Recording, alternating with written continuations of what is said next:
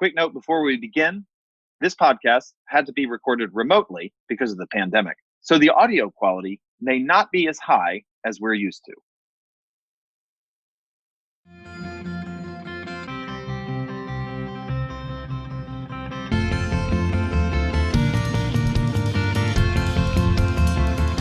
Welcome to the Report Card with Nat Malkus, the education policy podcast from the American Enterprise Institute.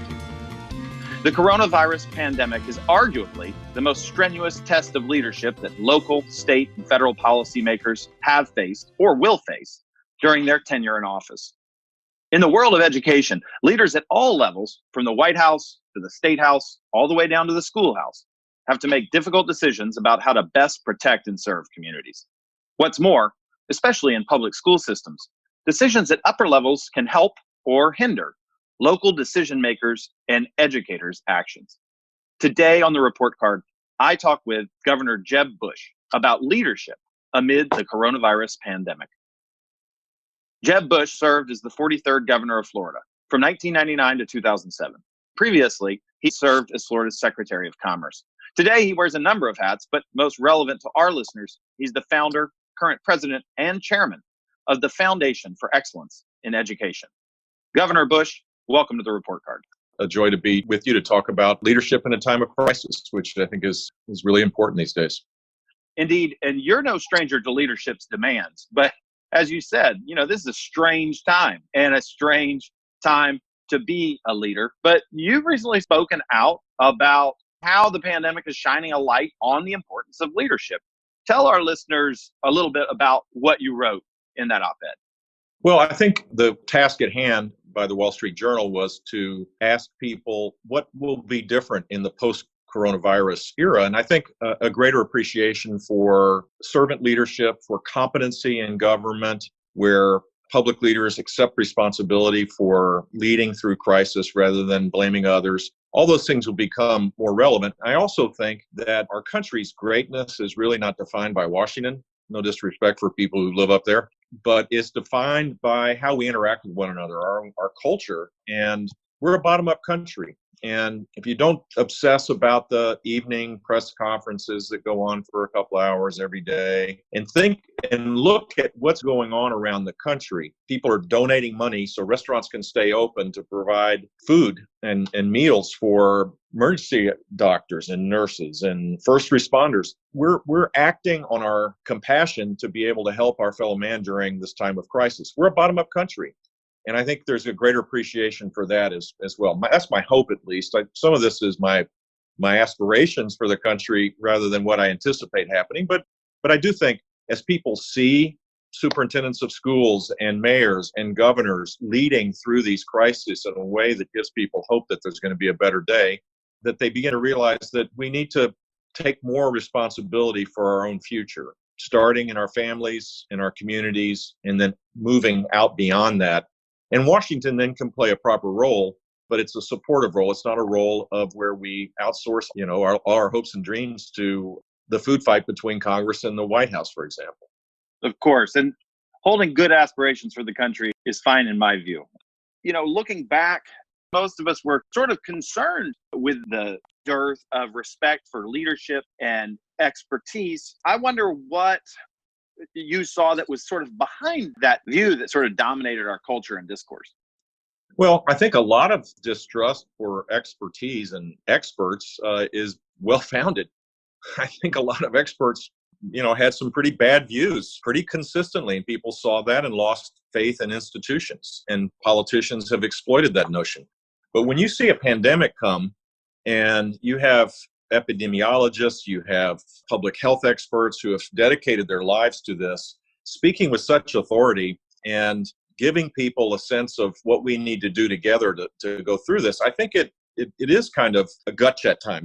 I think we can't always fall prey to our angst. We have to also believe that there are some science-based solutions to things. I have a particular interest, as I know you do, in schools. And it's remarkable the difference between, say, the Miami-Dade school district that had been planning to make sure that there was digital learning available for all of its 300,000 plus students, compared to other school districts that made the case, gosh, we can't provide any digital learning because not everybody has access to it. So we're just not going to teach. I mean, the difference between anticipating the crisis and managing through it compared to this defeatist kind of attitude is striking. And so I think more and more parents will begin to see that there are great examples of how to deal with crisis and how to solve these problems. And then there's going to be abysmal failures as well.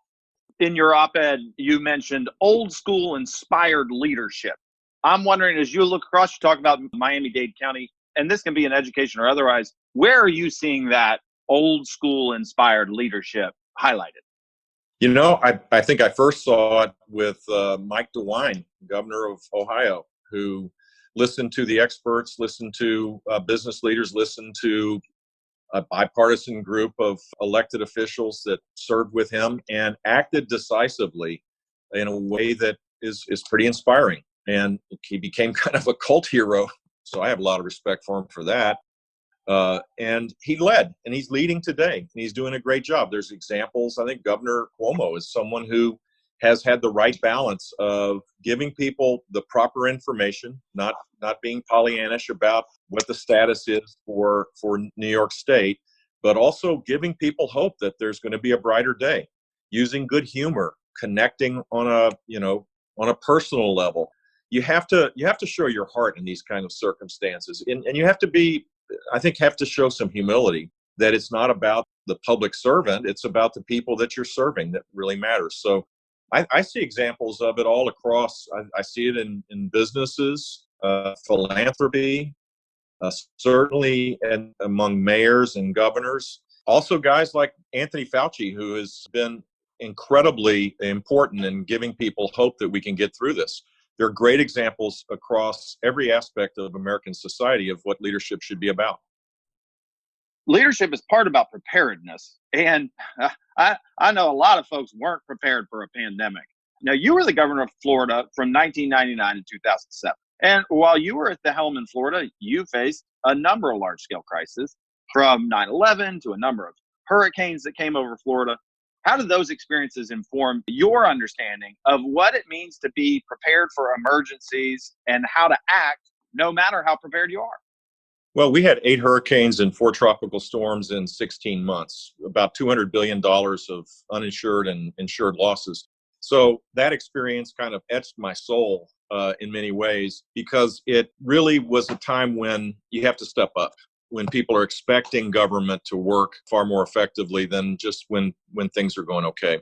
And I was inspired by the people that I got to work with, and we got better as we went along. It was chaotic. There's nothing easy about dealing with a crisis. And this one is even worse because it affects everybody.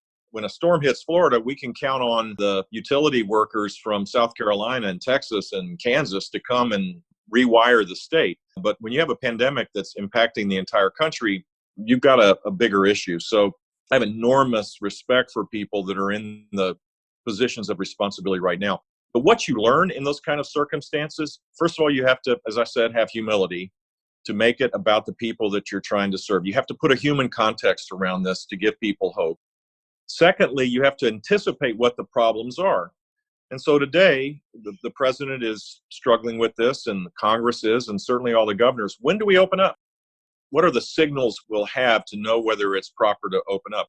How do we open up schools and deal with the atrophy that takes place in the summer that's going to be even more pronounced for students that haven't had the kind of intensive education? All of those things right now are what people in public life, not just school board members and superintendents of school, but governors as well, and policymakers at every level need to start thinking about this. And I learned that through trial and error, that you have to be anticipating what the next issues are while you're dealing with the current here and now. It's exhilarating, to be honest with you. It's the best time to serve is when there is a crisis, and the chance to be able to help people when they really need it is something that should be joyful. I find it depressing when elected officials kind of give the impression that it's such an overwhelming burden. What a sacrifice they're making, when they should have a joy to be able to serve people in these times of crisis, because that's ultimately, if you had to pick the one time you want your public servants to be working correctly, would be during this time of crisis. And the simple fact is that we'll get through this, and there'll be lots of lessons learned on the education space. Certainly, there'll be lots of opportunities to learn. For example, we have snow days. We don't have snow days in Florida, but there are school districts that have to suffer through snow days, and they actually plan for those days. Why wouldn't we have days where we have online learning be the norm, where we teach teachers how to teach online, where we have strategies to make sure that there's access to digital learning, where we try to innovate in new approaches to deal with what may become a more common thing. This pandemic isn't necessarily going to go away in the summertime and never come back. And I think we have to begin to plan for this on a long-term basis. How do we take advantage of this opportunity to transform how we teach and how we learn so that we move to a system that is more customized for the unique needs of each student? Yeah, well, it certainly looks like we're going to be learning a lot in the education space, because reinventing education is what's been going on in a lot of places. I'm interested, specific to the pandemic. A lot of our listeners don't really know what governors are prepared for and all the background. You were governor, I guess, before H1N1, I think, but Yeah. after SARS. Did Florida have a specific sort of pandemic playbook prepared? Absolutely. And it was driven, I'll be honest with you, it was driven by my brother and driven by his administration, and the Congress funded lots of support. What we did back then, and I assume I hope it's still the norm, was we trained for pandemics. I'll never forget, we had a training session with local governments and state governments in our emergency operations center. It was a full day training session where we had a dirty bomb hit the port of Miami, and this poison gas, if you will, kind of slowly emerged into downtown Miami at the same time that there were terrorists who self-infected themselves with smallpox, flew an Air France plane from Paris to Orlando and went to Disney World. And we spent the whole day trying to deal with these two crises at once. It was scary.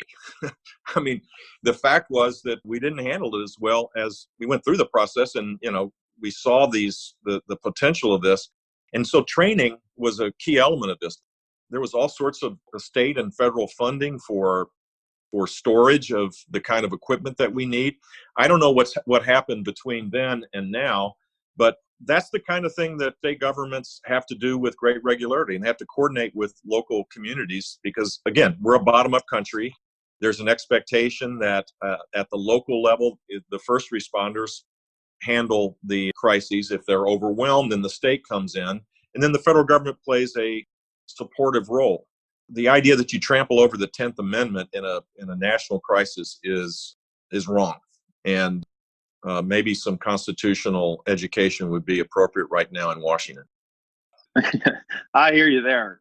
It's been suggested that some states that are used to experiencing major disruptions to school systems, from floods or hurricanes or blizzards, that they might have had a bit of an advantage just by being prepared. Does that ring true to you?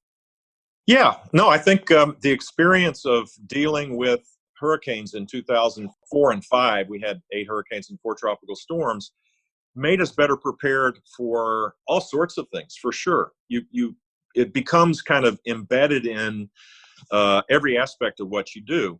So, if schools have been trained, have been planning for this, school districts, they have plans in place to be able to deal with how you operate a school district, large or small. We can't go to the school site. There's all sorts of plans that if you're serious about this, you train for it and you're prepared for it.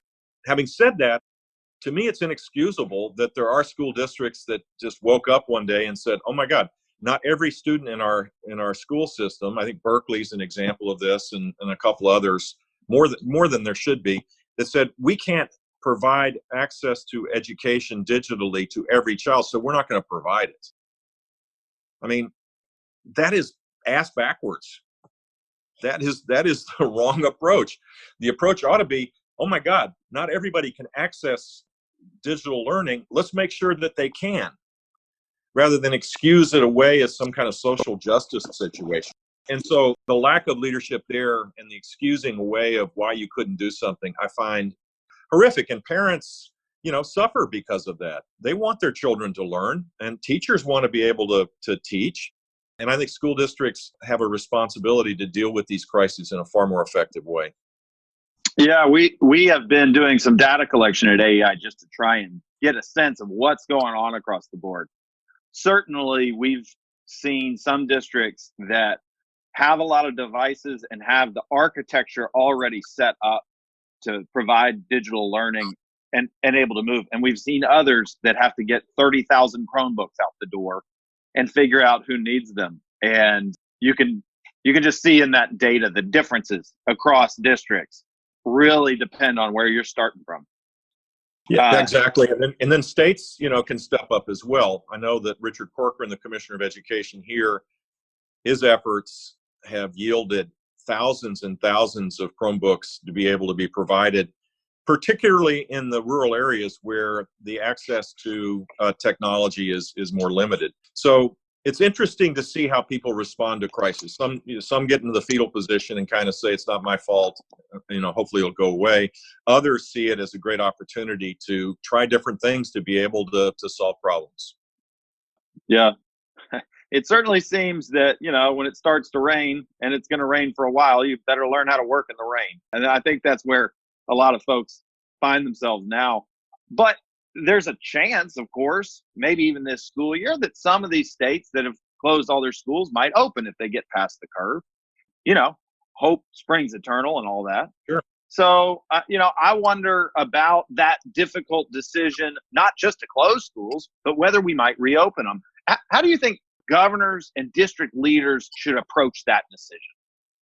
Yeah, I mean, that's the next big decision for sure. And it isn't an easy one.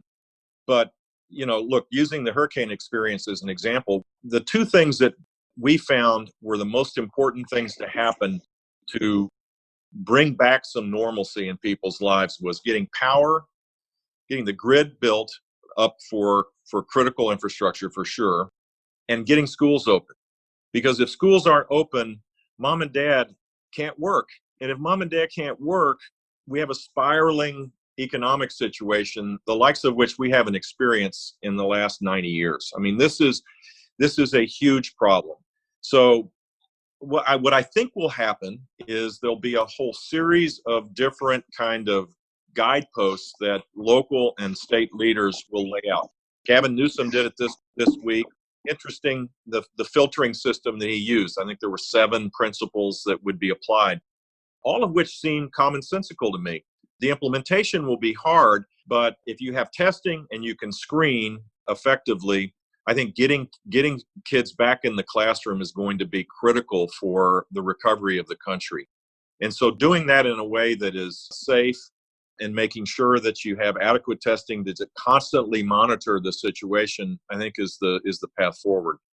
What happens in the classroom will also be an interesting thing. It could be that there's some lessons learned in this regard, and that maybe we have a more customized learning experience, recognizing that every child learns in different ways at different paces. Maybe we end up doing hybrid grades where, 4th and 5th grades are combined, where some kids may have excelled in learning during this environment. Other kids didn't have access to the quality that we hoped, and that they may need more remediation. Maybe we start school earlier rather than wait till August or September. Maybe we do the assessments that were supposed to be done in the spring and the fall to create a baseline for accountability for the next school year. I think there shouldn't be one means by which we deal with this, but I think letting policymakers come up with a whole array of choices that we can look at, I think will enhance public education over the long haul. In your op-ed, you wrote, we need to use today's crisis as a learning opportunity. And I hear that, what you're saying about education. And some of these are, sort of we could do these things. And I appreciate those. We'll see them. But I'm also hearing a lot of takes and people writing saying, here's how the world's going to change. And here's how the pandemic's going to change schools forever, which I know is speculation. And I'm going to ask you to speculate. When you think about the long-term changes in schools, what are some of the top things that you think are more likely than not to happen? This is the op-ed in the Wall Street Journal was the task at hand. And as I was writing it, I kept kind of reminding myself, this may not happen. This is what I want to happen. There's a difference. So, so my bias is kind of creeping into this conversation. What I hope happens and what I think might happen is that parents will now see how important it is to educate their children, because they're now on the front lines doing it. And they may want to have more power, in the post-coronavirus era, how their children are educated. Maybe they'll want more choices. Maybe they'll see the power of digital learning in a different way. And so I think more parental engagement is more likely to happen just because of this traumatic experience of being at home with your children, teaching them for the last, what will end up being probably 3 months, right? Or almost 4 months. I think that's a game changer. The other thing I'd say is we've not moved to a customized learning environment. Someone did a study that suggested that 25% of all juniors in high school are capable of taking college level work, and 4% do, through AP, IB, or dual enrollment, maybe even less than 4%. Well, that kind of begs the question, why do we have a system that is designed 150 years ago, a governance model that hasn't really changed? Shouldn't we be unleashing the capabilities of high achieving kids to be able to access the kind of education to get them to accelerate their learning? And why do we have so many kids that are lagging behind? That, to me, is the big challenge of our times, is how do we engage parents and how do we move to a system that is more customized for each student? And I think this period of reflection that will take place because of this intensive period where, moms and dads are the primary teachers of their children could be a catalyst for that. Now, will it happen? I don't know. It's pure speculation. It's my hope that it happens. Out of a crisis does come, significant opportunities if we seize them. Well, I won't penalize you for having a little bit of optimism as your bias. That seems okay to me. So to back up and zoom out from more specific education questions to just the general effects of the pandemic, I'm curious. I remember in January talking with a friend about sort of the hyper-partisan nature, not just of our politics, but of just the culture generally and how polarized things seem. And this friend sort of said glibly and half meaning it, hey, what we really need in America is we need a war or an alien invasion or something that will unite us and reveal the central things that we all hold dear rather than the things that divide us. I wonder if this pandemic is that sort of event that could alleviate the hyperpartisanship that we've been used to for several years. Do you think that silver lining is a possibility? I hope you're right. I don't sense, if you look at Washington, I don't sense that the hyperpartisanship has gone away. Yes, the Democrats and Republicans held hands together and spent more money than anybody could have ever imagined in 3 different stimulus support appropriations, unprecedented, and at a speed that's pretty remarkable. I'm not sure that's a leading indicator where we're going, though. I don't know. It's hard to tell. But if you look at local governments, local communities, you look at how people are responding to the crisis from a societal point of view, look at the governors around the country. Yes, I think that the hyperpartisanship has subsided dramatically, and people are rolling up their sleeves and solving problems. Washington is a unique situation. Our political culture there is far worse than it is in most places. Take Florida, for example. Republicans dominate the legislature. We have a Republican governor, but they debate issues with civility. They allow voices on the left to be heard. Generally, conservatives win, because they win elections, they win the policy debates. That's the way democracy works. But it's done with a higher degree of civility than I think happens in Washington, D.C. So I think the last place we'll see a change will be D.C., and it'll be really beneficial for our country to see that happen. But I've long ago stopped obsessing about D.C., and I encourage people to stop watching cable news, stop, obsessing about who's winning and who's losing on a particular day. The obsession in D.C. is really not a reflection of where we are as a country, I don't think. Well, Governor, I appreciate you spending some time with us. I have one last question before we run out of time, and that's about what advice you would give to governors. And in particular, I just think, we're all hungering to go back to normal, right? Everybody wants to go back to normal. Well, we're probably headed back to a new normal in 2021, not to what we were used to in 2019. Yep. And my question for you is, what advice would you give to governors as they sort of lead and also try and prepare their constituents and serve them as they try and adapt to that new normal that we don't really know what it's going to look like yet? Yeah, I mean, I think the advice I would give is to dedicate yourself to molding that new normal, creating the contours of what that new normal looks like. Put aside some of the things that may have been why you ran to begin with, and realize this is an extraordinary opportunity to serve people when they truly need it. And I think, that advice that's people are not waiting for me to tell them that. That's what's happening. And it's inspiring to me to see it. I honestly think to anticipate what the world looks like a month from now, 3 months from now, a year from now, and lead towards that is why most people, really sign up to be public servants, to be politicians, to run for office. And this is a chance to actually act on that in a way that is so meaningful for so many people. So every chance that you have, I think, have a servant's heart. That would be my advice. It's not about you. It's about the people you're trying to help. And restoring that kind of servant leadership is something that we desperately need in our country. Well, Governor, that sounds like a good place to end. Thanks very much for coming on the report card with me. You bet. Stay safe. Thanks for listening to the report card with Nat Malkus. And special thanks to our guest, Governor Jeb Bush.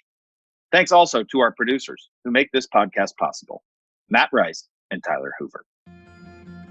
Take a minute to subscribe to the report card on iTunes, Spotify, or wherever you get your podcasts. And while you're there, be sure to leave a review to help other folks find the podcast.